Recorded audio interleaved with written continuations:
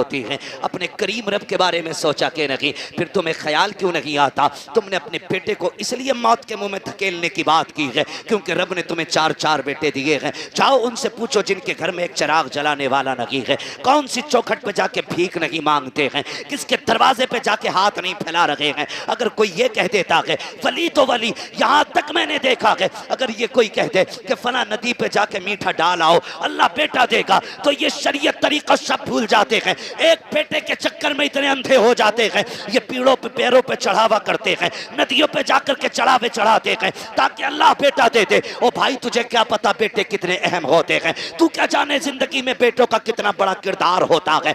इनकी कदर किया करो, इनकी अहमियत की हामिल रहो, इनकी अहमियत को समझो। बात बात पे बददुआ ना देना। तेरी ज़बान अगर रब को बुरी लग गई उस वक्त तुझे तोड़ा जाएगा जब तुझे कोई सीधा करने वाला नहीं मिलेगा। आओ तुम्हें कहानी पर आता चलूं, एक बात तुम्हें समझाता चलूं। एक माँ को रब ने एक बेटा अता किया, उसी बीच उसके शौहर का इंतकाल हुआ। आंगन में सिर्फ एक ही बेटा था, शौहर का इंतकाल हो गया। माँ उसी बेटे को पालती रही, उसी के सहारे जिंदगी गुजारती रही।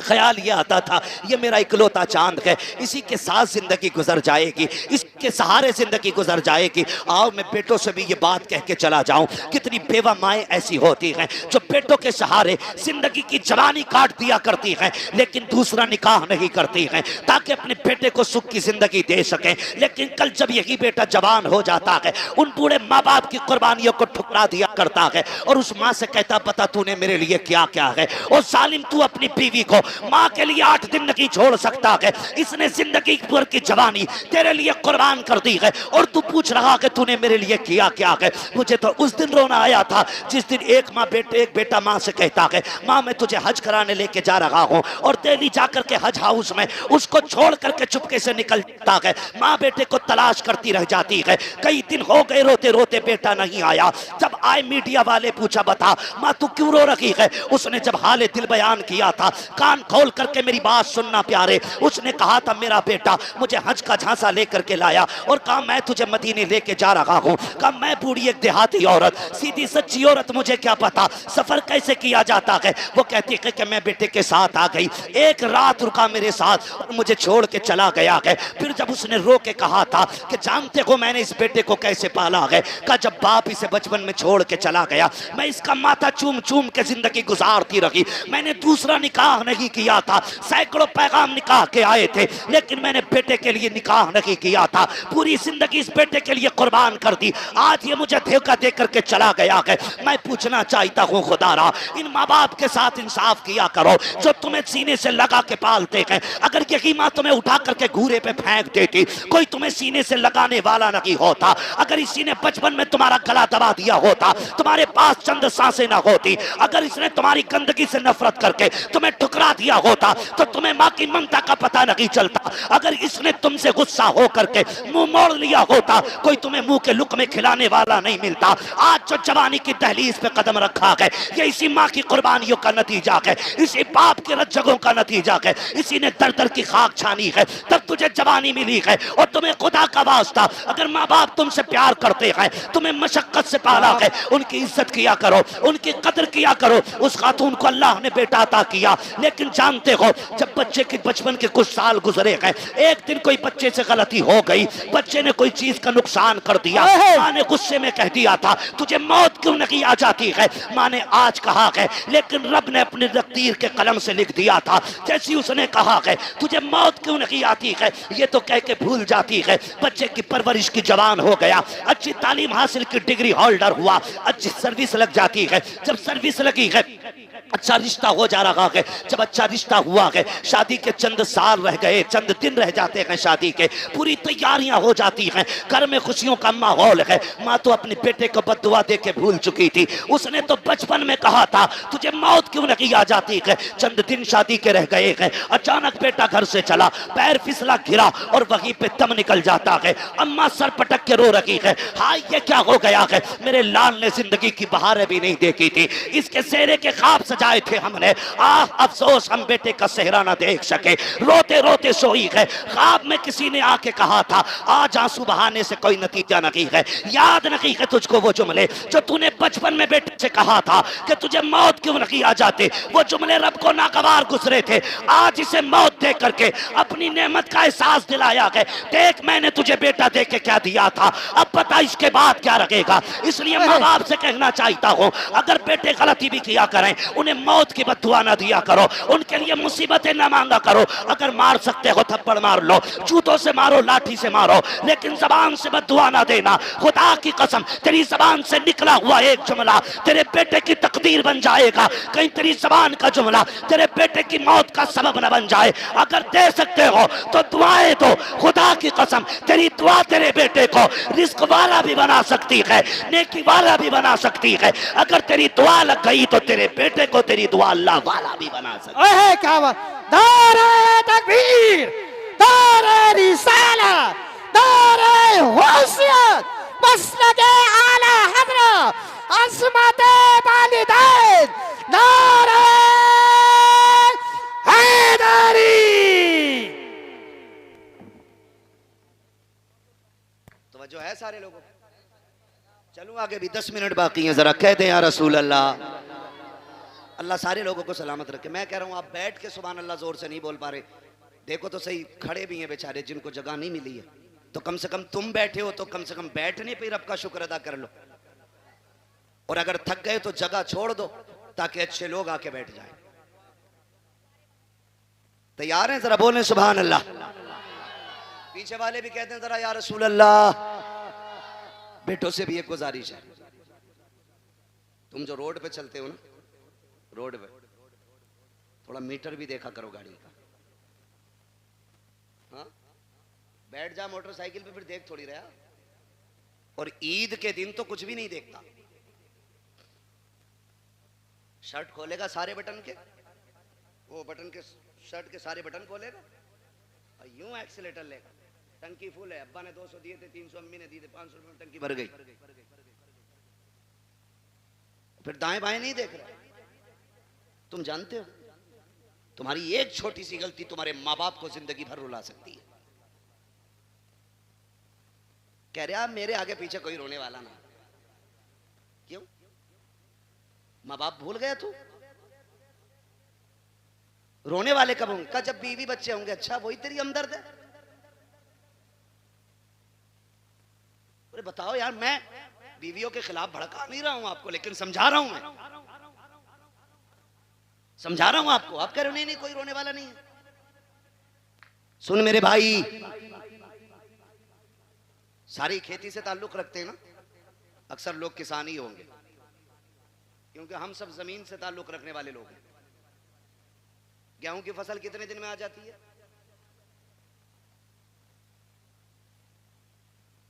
6 महीने खड़ा रहेगा गेहूं। बहुत पक्के किसान लग रहे हो यार तुम तो। देखिए अब यहां मुझे गेहूं के बीज का प्रचार नहीं करना है। मोटी सी बात, धान अब तो 90, 60 दिन में भी आ जाते हैं ना कुछ धान, खरार वाले। साटा जिसे कहना है, कै दिन में आ जा? 61 दिन हो जाए, 65 मशहूर तो 60 सही है। ठीक है, अपने हालत से भले ही मत काटो 90 दिन। ठीक है जी। एक किसान धान लगाता है ना, धान एक एक पेड़ को दिलो जान से पालता है। पालता है कि नहीं? देखा ना बेटे, कभी कभी हम किसी के खेत में गुजर जाएं, किसी का एक पेड़ टूट जाए तो वो लट लेके घर तक आता। तेरे लल्ला ने मेरे खेत में पैर रखा ही कैसे? और वो उसका आना गलत नहीं है, हक है उसका, मालिक है वो अपनी खेती का। आप होते कौन हो किसी का नुकसान करने वाले? और कई बार इतने ठलुए लोग होते हैं, मेड़ पे चल जाना, मेड़ पे तो धोरे के धान छोड़ता ही ना, ऐसा मारा है मुट्ठी भर के सूता है ना। टूंग रहा, ये बता तू पूरा दिन टूंगता रहे तेरा पेट भर जाएगा? जिसका नुकसान किया है वो गुनाह और उठा लिया तूने, तुझे तो कोई फायदा नहीं हुआ, अलबत्ता नुकसान। मेरे बच्चों कान खोल के सुनो बहुत गौर से। किसान एक धान लगाता है तो 60 दिन से कितनी उम्मीदें बांधता है। फसल आएगी, काटेंगे हम, झाड़ेंगे हम, फिर उससे बेच के पैसा लेंगे, पैसे से जरूरतें पूरी करेंगे, बहुत उम्मीदें लगी होती हैं। जरा सोच, अगर एक किसान 60 दिन में आने वाली फसल से इतना प्यार करता है तो बाप 25 साल में तैयार होने वाले बेटे से कितना प्यार करता होगा। खुद अंदाजा लगाइए। अगर 60 दिन में आने वाला पेड़ तुम पैर रख दो तो किसान का कलेजा निकल जाता है, जबकि अगले साल फिर 60 दिन में ये आ जाएगा। 90 दिन वाली खेती कर लेगा, धान फिर आ जाएगा। अब सोच तो सही, अगर हर साल के साल आने वाली फसल से हमें इतना प्यार है तो फिर अपनी नस्ल से कितना प्यार होगा। तुम जो गाड़ी पे बैठ के एक्सीलेटर लेके कहते हो क्या फर्क पड़ता है, टांग टूटेगी तो मेरी टूटेगी, भेजा निकलेगा तो मेरा निकलेगा। नादान तू नहीं जानता है, अगर टांग टूटी तू तो लेटा रहेगा बेड पे। माँ से पूछ वो कितनी रातें जाग के गुजारेगी, बाप से पूछ कितने चक्कर हॉस्पिटल के लगाएगा तेरी पट्टी मरहम पट्टी के लिए। जाओ आज भी हॉस्पिटल में जाकर के देख लो कितने ऐसे ब्रेन उनके फेल हो गए हैं, एक्सीडेंट के बाद के माँ बाप पे बोझ बन गई है औलाद। मैं आपसे कहना चाहता हूँ खुदारा, रोड पे निकला करो तो जिंदगी की हिफाजत के साथ निकला करो, एहतियात के साथ चला करो। ये मत सोचा करो कि मेरी टूटेगी मेरी फूटेगी, नहीं नादान, तेरी टूटेगी, तुझे एक बार दर्द होगा, लेकिन जब तक तू तड़पता रहेगा उससे ज्यादा तेरे माँ बाप को तकलीफ होती रहेगी। तुम रोड पे चल करके कहते हो क्या है, मैं जिंदगी का मालिक हूं, तू कुछ भी नहीं है। औकात क्या है, हैसियत क्या है, मालिक किसे कहते हैं? ठोकर लगी दम निकल जाता है, फंदा लगा दम निकल जाता है, जरा सी जोर से गिर गए दम निकल जाता है। किस मिल्कियत पे घूम रहे हो? और तुम्हें खुदा का वास्ता अपनी फिक्र करो ना करो, माँ बाप की फिक्र किया करो, उनके लिए शराफत से चला करो। गाड़ी पे जब बैठा करो दुरूद पढ़ के बैठा करो, दुआ पढ़ के बैठा करो। दुआ की बात तो छोड़ो, मेरी कौम को तो बिस्मिल्लाह पढ़ने का भी होश नहीं रहता है।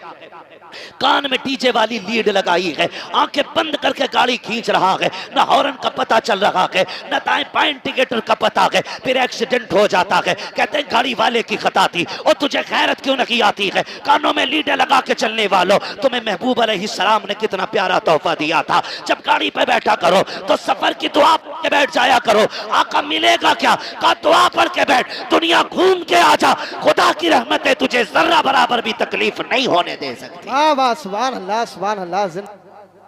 हाँ, लेकिन रब की रहमतों पे भरोसा ही कितना। वो पहला दौर था कारी साहब, क्या करे बदली उठ रही है जरी डाल दो, अब तो देखता ही नहीं है 6-6 महीने बादल की तरफ को। हाँ, ट्यूबवेल है, मोटर है, समर है, ना हो बारिश 10 साल तक। लेकिन याद रखिएगा तुम्हारी तदबीर से रिज्क नहीं मिलेगा, रिज्क रब की तकदीर ही से मिलेगा। तुम जितने जतन कर लो, कोशिश करें अल्लाह की रहमत पे भरोसा करने के आदी बने। घर से निकला करो, दुआ पढ़ के निकला करो, अल्लाह खैरियत से तुम्हें लाए, खैरियत से लाए। वरना मैंने देखा 6 लोग गाड़ी में बैठे और किसी को फिक्र नहीं, अरे 6 है यार देख लेंगे सबको, मौज मस्ती करते चलने। 5 मिनट नहीं लगते गाड़ी के टुकड़े हुए मिलते हैं, लोगों की लाशें बिछी हुई मिलती हैं। क्या हो गया? ये तो 6 लोग निकले थे। मशीयत का नकीब कहता है तुम्हारी 6 की ताकत मेरी तदबीर के आगे कोई काम नहीं कर सकती है।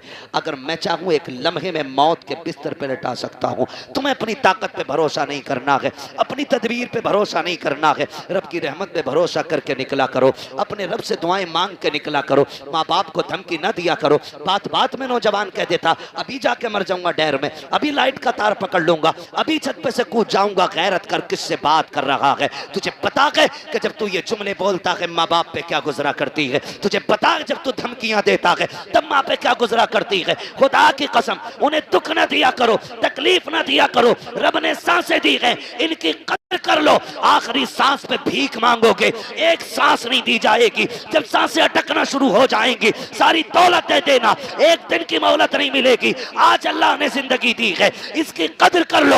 एक एक सांस में कोशिश करो काबे वाला भी राजी हो जाए, हमसे मदीने वाला भी राजी हो। बेशक सुभान अल्लाह जिंदाबाद जिंदाबाद।